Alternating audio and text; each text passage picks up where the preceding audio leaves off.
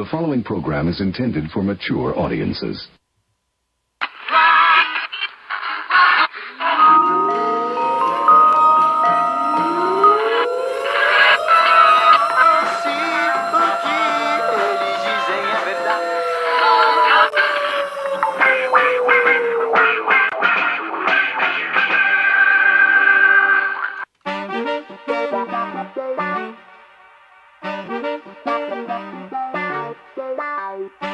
Welcome to Rudy's Revelation, finding revelation in the news and meaning in media. It's Sunday, January 31st, 2020. Today I'll be talking back to the Sunday Talking Heads on CBS Face the Nation, where CBS News foreign correspondent Rami Inocencio airs more propaganda from the Chinese Communist Party as the WHO visits the Wuhan wet market searching for the origins of the epidemic. Also be checking in on the Sunday morning propaganda at our former favorite feel-good feature news program, CBS Sunday Morning, where correspondent David Pogue breaks down the GameStop trading controversy and examines the anti-Wall Street culture that has prompted calls to revise stock trading rules. We'll also be tearing into the Sunday New York Times, showing how the newspaper continually mischaracterizes the facts to mislead the public.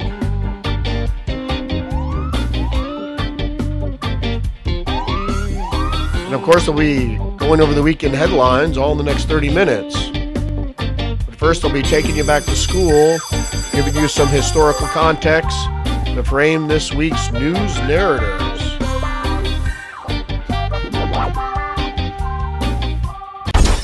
And we're going to get right into the word of the day.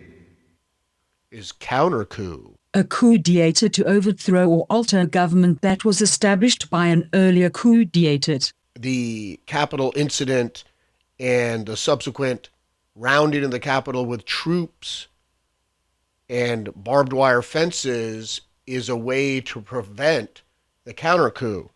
Now, a coup isn't always conducted by military means. It is often conducted in a non-violent way, as this past one was done through fraud. And I want to get into the CIA and nonviolent resistance. Now, this is from a blog from Ronald Thomas West, that one important aspect of the diversity of tactics debate, whether to be exclusively nonviolent in the Occupy movement, relates to mounting evidence of the role CIA and the Pentagon-funded foundations and think tanks play in funding and promoting nonviolent resistance training. The two major U.S. foundations promoting nonviolence, both overseas and domestically, are the Albert Einstein Institute, or the AEI, and the International Center for Nonviolent Conflict. Both receive major corporate and government funding. The latter comes mainly through the CIA pass-through foundations, while the ICNC is funded mainly by the private fortune of hedge fund multi-billionaire Michael Milken's second-in-command, Peter Ackerman. The AIE has received funding from RAND Corporation and the Department of Defense, as well as various CIA-linked foundations such as the National Endowment for Democracy, the International Republican Institute, the U.S. Institute of Peace, and the Ford Foundation, which all have a long history of collaborating with the Pentagon, the State Department, and the CIA in destabilizing governments unfriendly to U.S. interests. Now, that's just kind of an overview of what I want to get into is the non-violent resistance, and particularly the International Center for Nonviolent Conflict. Now, a couple names you have to get to know to understand these is one is Gene Sharp, and the other one, which was mentioned previously, is Peter Ackerman. Now, in this research paper by Philip Nock, Gene Sharp, Nonviolent Action in the Rose Revolution, on the Confusion of Political and Scholarly Success.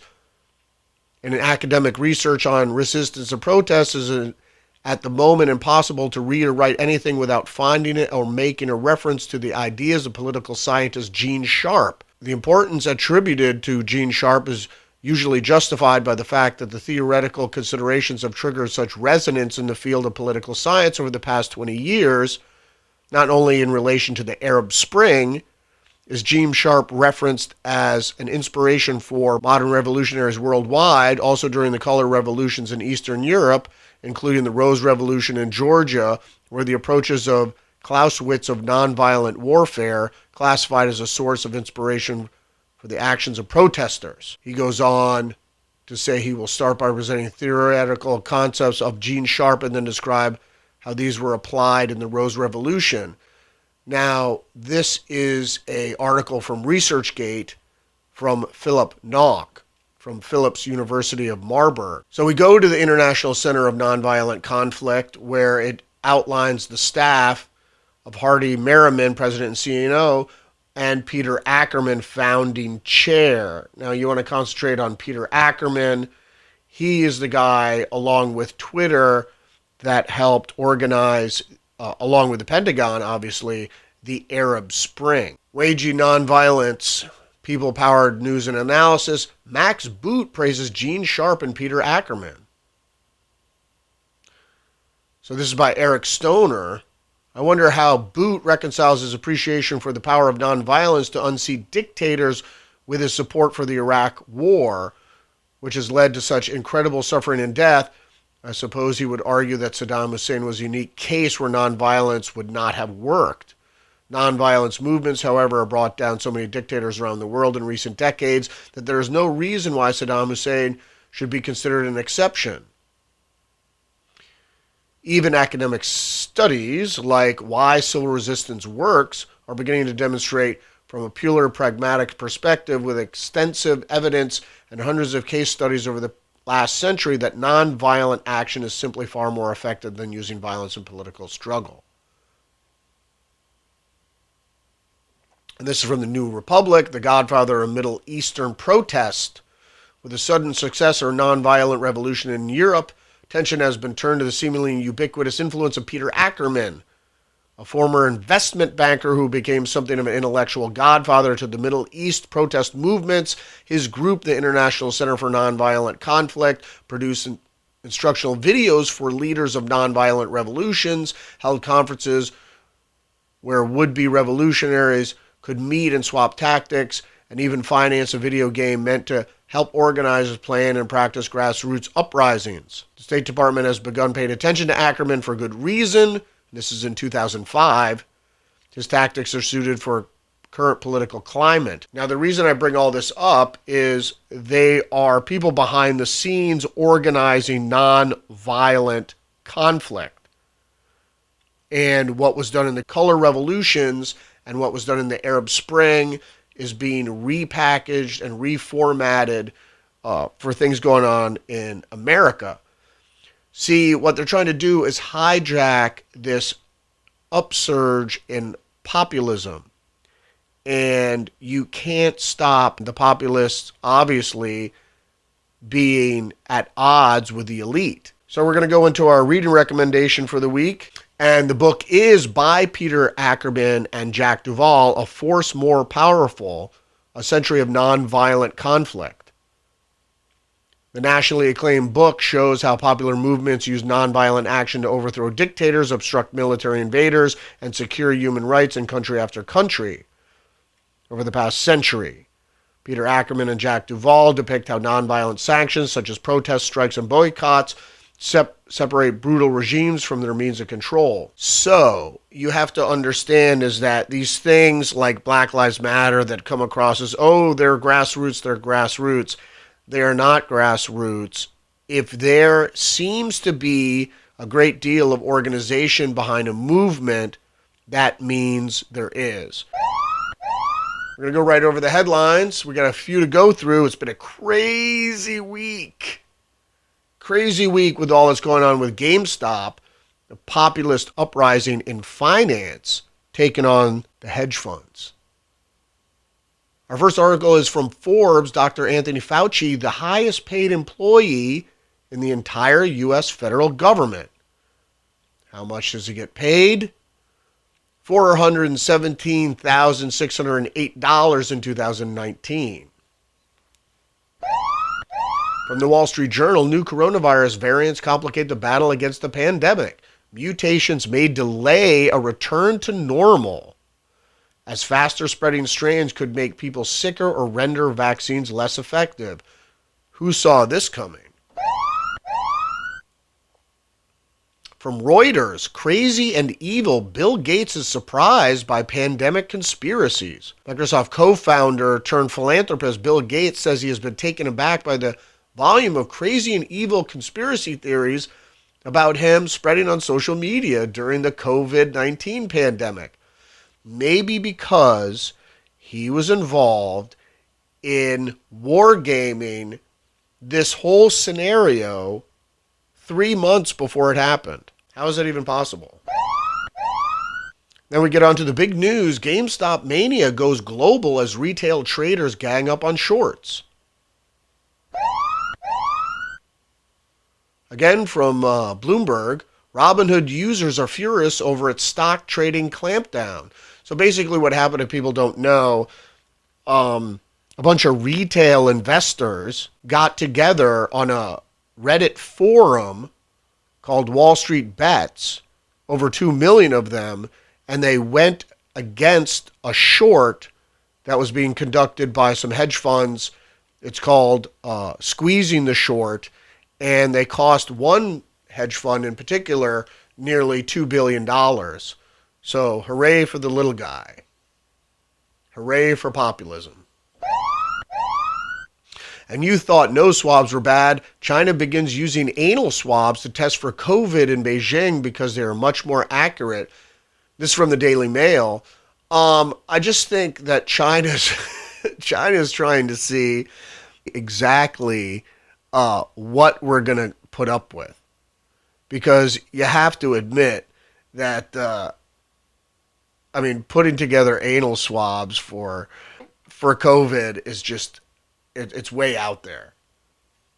Who's going to put up with that? Going on to the next headline by CBS News, officer resigns as Army investigates her involvement in the Washington rally that led to the U.S. Capitol riot. This is from CBS News. Now get this, a psychological operations officer who the Army is investigating for leading a group of people from North Carolina to the rally in Washington that led up to the deadly riot in the U.S. Capitol had already resigned her commission. CBS News correspondent David Martin reports commanders at Fort Bragg said they were reviewing Captain Emily Rainey's involvement in last week's events in the nation's capital, but she said she acted within military regulations and that no one in her group broke the law. I was a private citizen and doing everything right and within my rights. But they're missing the fact here is that there was a person, an Army officer involved in psychological operations at the rally. And that's what is, in fact, concerning. This is from CBS 2, KCAL, CBS Los Angeles. 60-year-old father dies after receiving second dose of Pfizer vaccine. Big surprise there. And I don't know why Bill Gates was worried about evil conspiracy theories. This is from Reuters. China sharpens language, warns Taiwan that independence means war. The things are heating up for the Biden administration as China is looking to expand their influence. From 60 Minutes, U.S. intelligence officials say Chinese government is collecting Americans' DNA. 60 Minutes has learned that Chinese company BGI Group, the largest biotech firm in the world, offered to build COVID labs in at least 6 states, and U.S. intelligence officials warned not to share health data with BGI.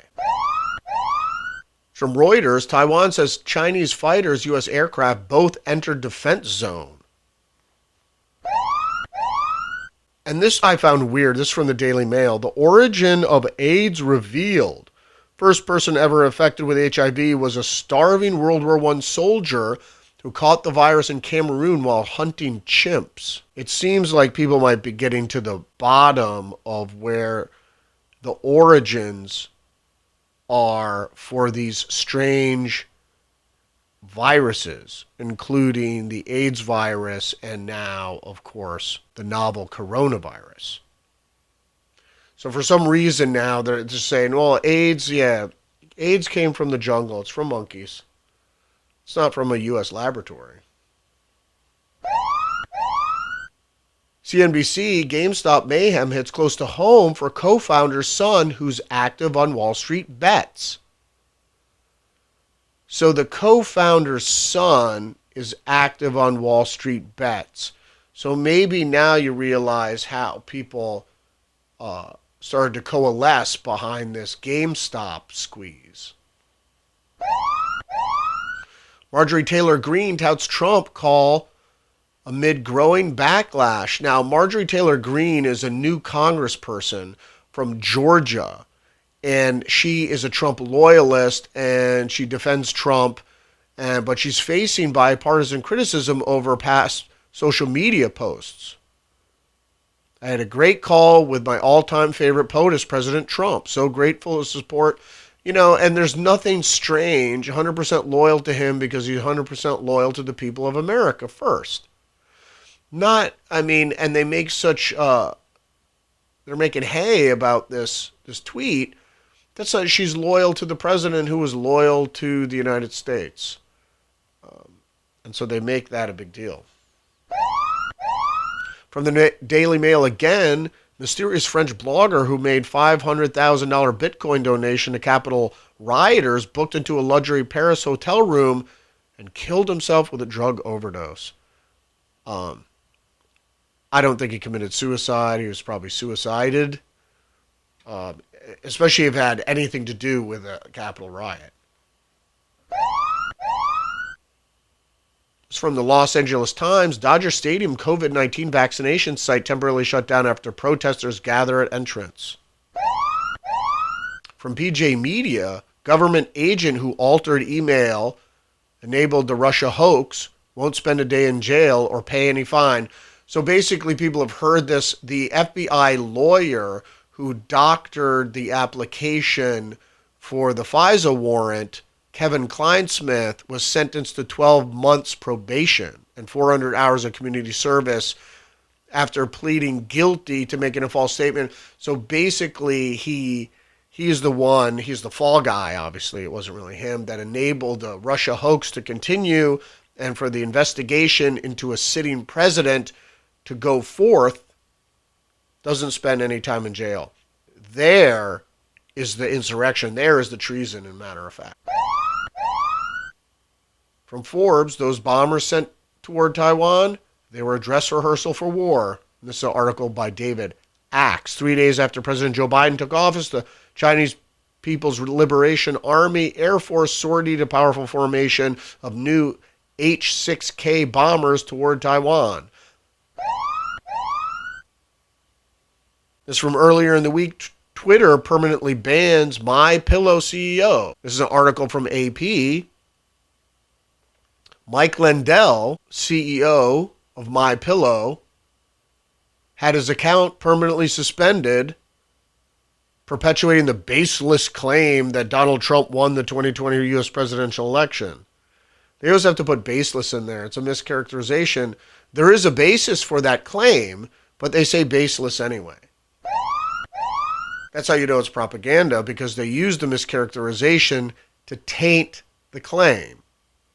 So Mediaite Rupert Murdoch condemns awful woke orthodoxy and social media censorship in speech. So we're going to tear right into the New York Times. Really quickly, they have 2 pages on the vaccine, what to expect when it's time to roll up your sleeve, getting the vaccine, vaccination day, media concerns, safety and side effects, understanding the vaccine, children in schools.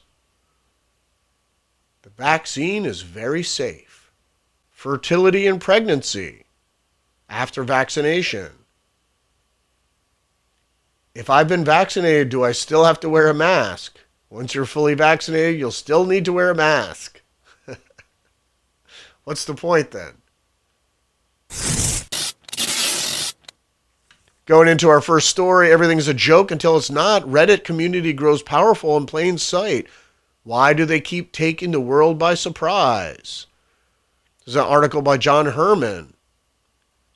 Read this as a little voice in your head. Tell it doesn't sound familiar. Is this for real? It's not going to run out of steam. It can't just keep going like this. How is it even happening? What comes to mind? Maybe a recent event in politics, or perhaps a particular politician, a conspiracy theory that was treated as a punchline, then a nuisance, then a crisis. Maybe it's something sillier.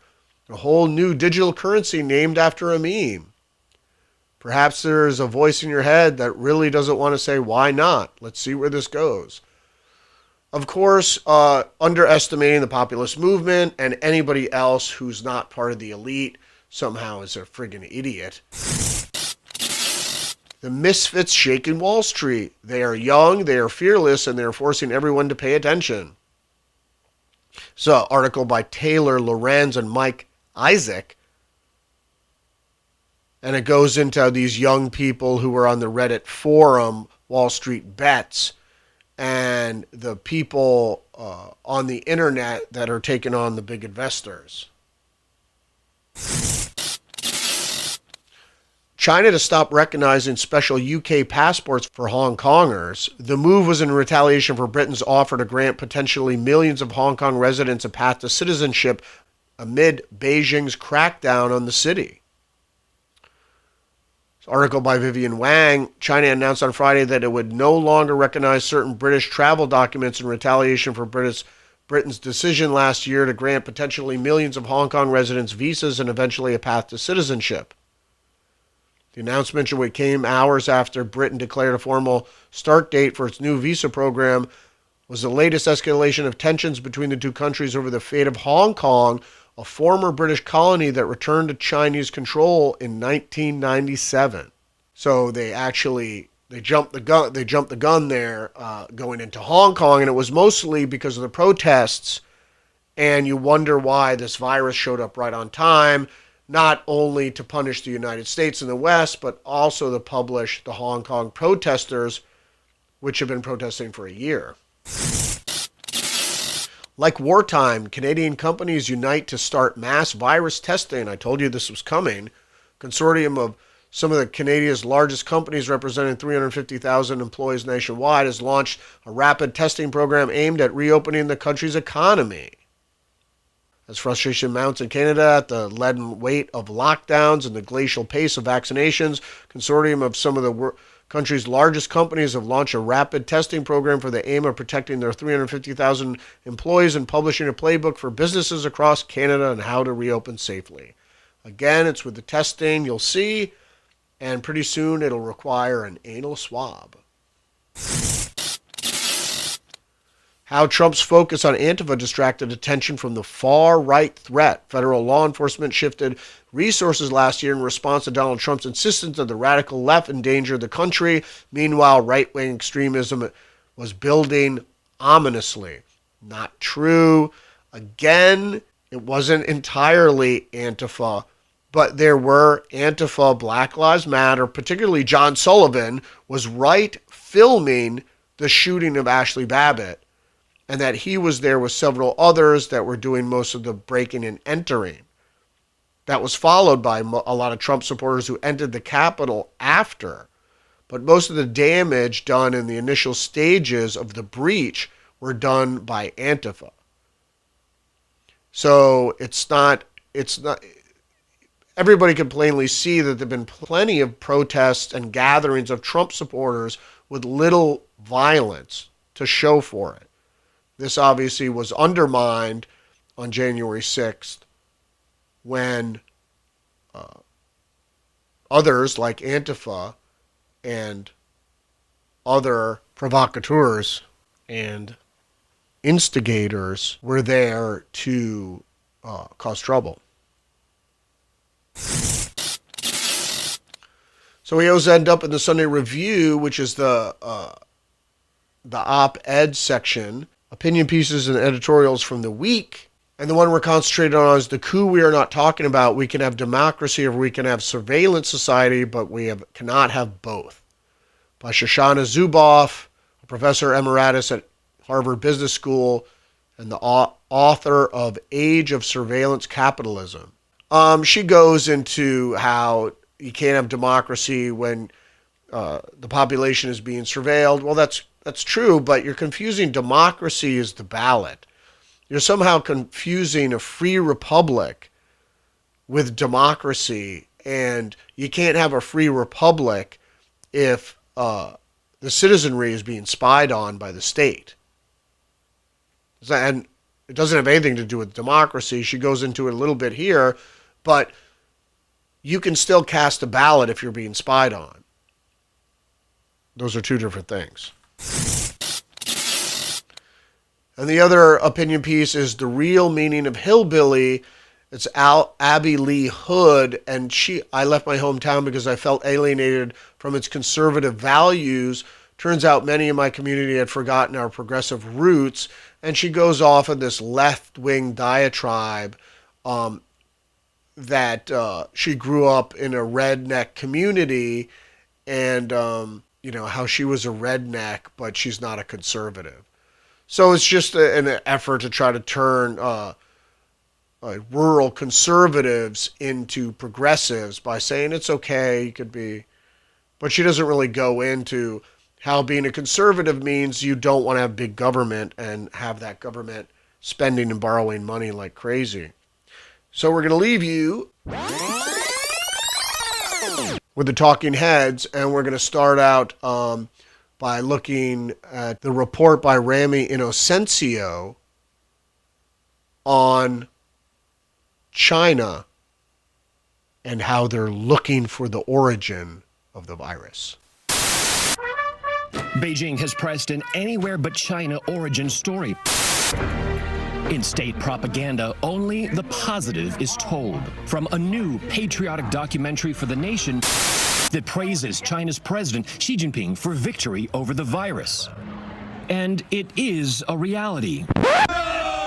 Wuhan's winter swimmers have returned to the Yangtze River. Dancers to their parks, friends to their favorite snack shops. Still looking for answers about COVID, now living almost as if it never happened. Scientists believe bats brought COVID to humans. The WHO is looking for the how, almost as if it never happened. This is Wuhan's famous, some would say infamous, Institute of Virology. Some believe COVID leaked from here. The institute says that it's open to any kind of visit. The international community is skeptical. China has been accused of repeatedly blocking access. Beijing has pressed an anywhere but China origin story. The Biden administration says Chinese officials are spreading misinformation. We are seeing the data and looking at the evidence together with our counterparts in China. We spoke with Wuhan natives who blame the government. In state propaganda, only the positive is told that praises China's President Xi Jinping for victory over the virus. And it is a reality, now living almost as if it never happened.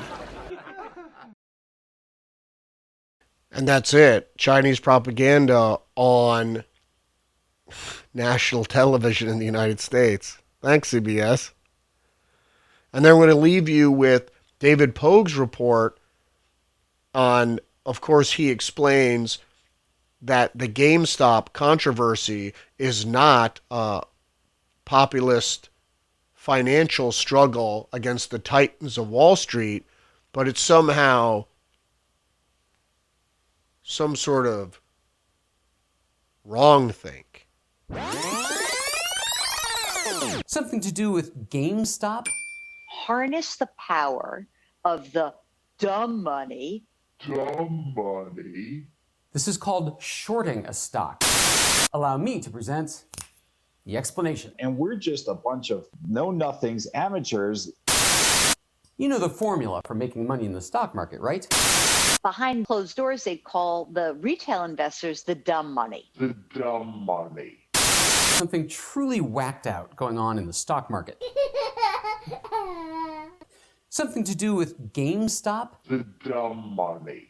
For no discernible business reason, its stock shot up hundreds of percent in a matter of days.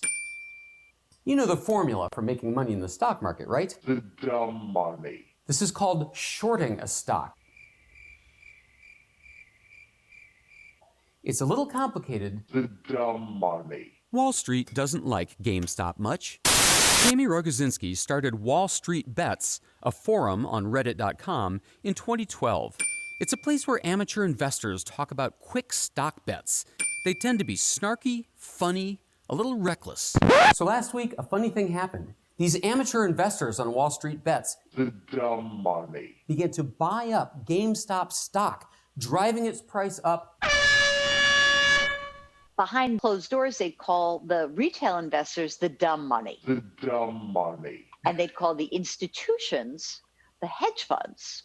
The private equity people, that was the smart money. Harness the power of the dumb money to go up against the smart money. Pretty soon, some of the Reddit investors had made millions on paper, and the hedge funds were in desperate trouble. One of them, Melvin Capital, had to borrow almost $3 billion to cover its GameStop short. The little guy, Dumb money, had beaten the fat cats. And we're just a bunch of know-nothings, amateurs. dumb money. Something similar is going on with other lame duck companies like AMC, the movie chain, and BlackBerry. The SEC is investigating.